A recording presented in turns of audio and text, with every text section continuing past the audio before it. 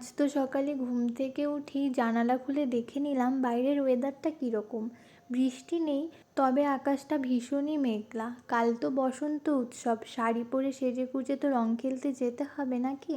বৃষ্টি হলে কি করে চলে বলো তো। আর দেখলে তো ছাদে কত কত ফুল ফুটেছে, আর কিছু ফুল পুজোর জন্যও নিয়ে আসলাম। ভাই যে ক্যাপসিকামের গাছ লাগিয়েছিল সেখানে তো ভরে ভরে ক্যাপসিকাম হয়েছে, তাই দুটো ক্যাপসিকাম নিয়ে আসা হয়েছে ফ্রাইড রাইসে দেবো বলে। ফ্রাইড রাইসের সঙ্গে শাহি পনির। আজকের লাঞ্চটা তো পুরো জমে গিয়েছিল।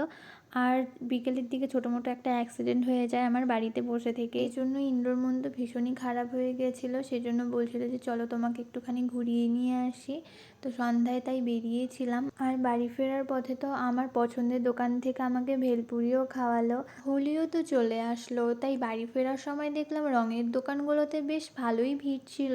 তবে আমার তো এখনও রঙ কেনাই হয়নি। যাই হোক, সবাইকে অ্যাডভান্স হ্যাপি হোলি।